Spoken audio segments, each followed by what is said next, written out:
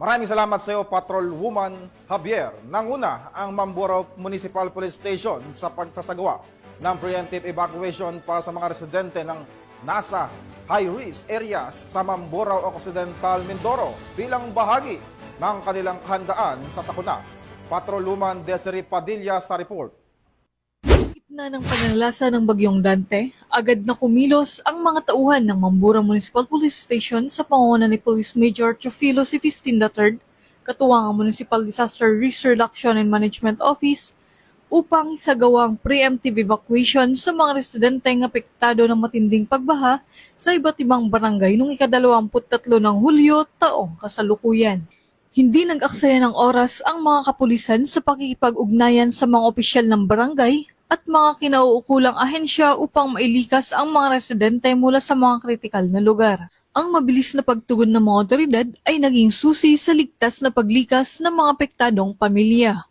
Ang operasyon ay nasikatuparan sa bisa ng koordinadong pagtutulungan ng iba't ibang ahensya gaya ng PDRRMO Occidental Mindoro, BFP Mamburao Fire Station, 76th Infantry Battalion Philippine Army, Philippine Coast Guard 2nd Company PMFC, barangay officials, mga volunteer mula sa komunidad, at iba pa.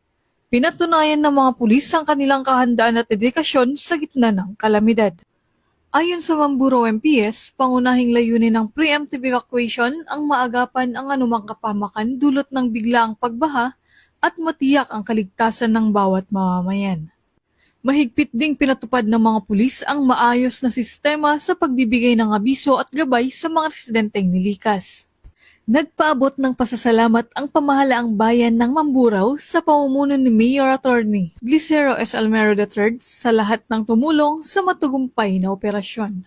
Aniya, ang tagumpay ng preemptive evacuation ay patunay ng kahalagahan ng pagkakaisa at maagap na pagkilos ng mga lingkod bayan para sa kaligtasan ng bawat Mambureño.